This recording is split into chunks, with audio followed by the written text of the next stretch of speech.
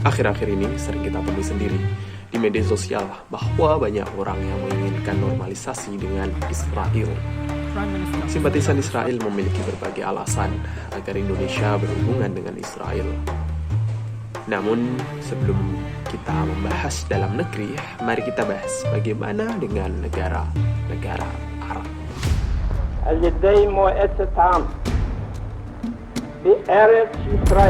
Awal mula normalisasi antara Israel dengan negara Arab terjadi karena ketidakpuasaan negara-negara Arab untuk menghentikan pembentukan negara Israel, di mana negara Arab hanya dapat menguasai daerah Gaza dan tepi barat, sehingga pada tahun 1949 Mesir, Jordan, Lebanon, dan Suriah mengadakan perjanjian gencatan senjata dengan Israel. Perjanjian gencatan senjata ini bukan berarti pengakuan adanya negara Israel atau pembukaan hubungan diplomatik antara negara Arab dengan Israel. Namun ini hanyalah penghentian perang saja seperti itu. Dan di tahun-tahun selanjutnya masih ada konflik-konflik yang terjadi dan negara-negara Arab masih terus-menerus dikalahkan lagi. Bahkan pada Perang 6 Hari tahun 1967, Israel berhasil mencaplok bukan hanya wilayah Gaza dan tepi barat, namun juga wilayah semenanjung Sinai milik Mesir dan dataran tinggi Golan milik Suriah. Very strong ya.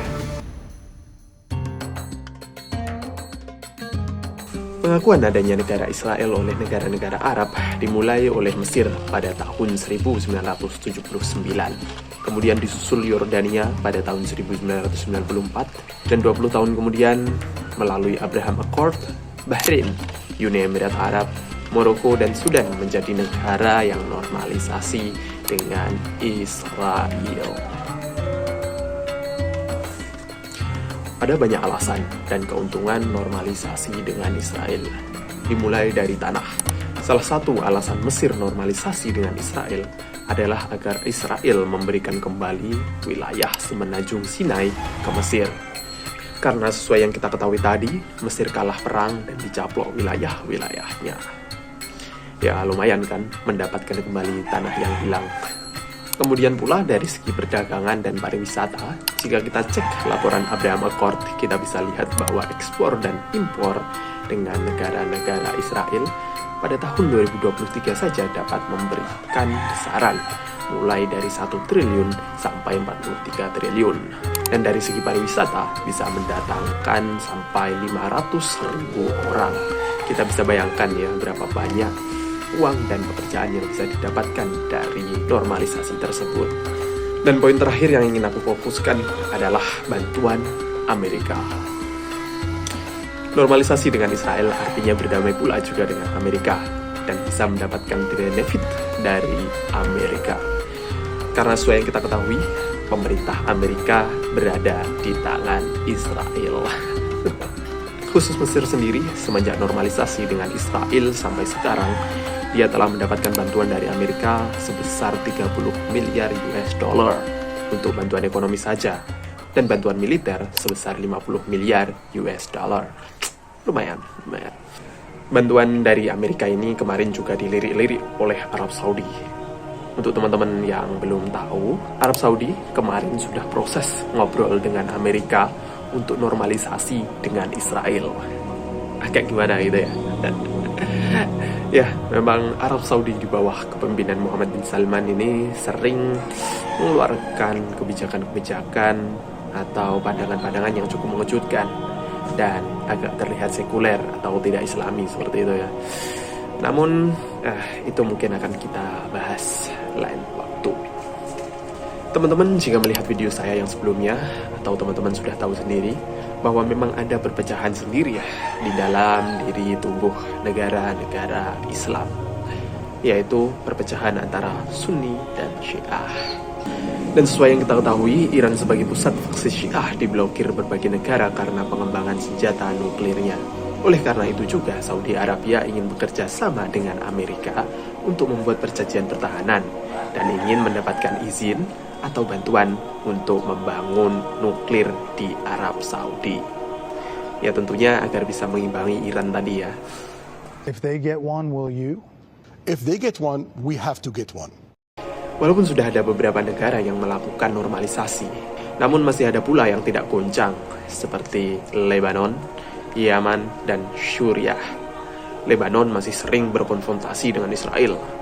Suriah yang tanahnya tercaplok di Israel sampai saat ini masih tidak meniru Mesir untuk mendapatkan kembali tanahnya. Jadi bagaimana ini yang benar?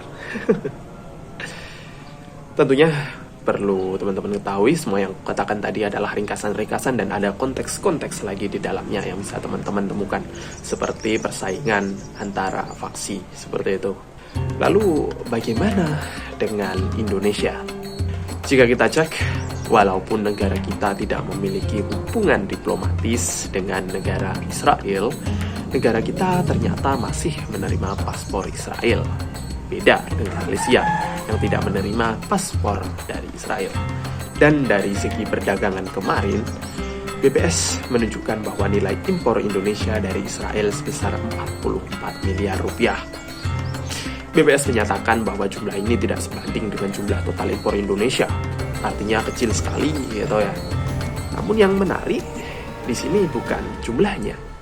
Yang menarik adalah ternyata negara kita selama ini di belakang layar masih melakukan transaksi dengan Israel.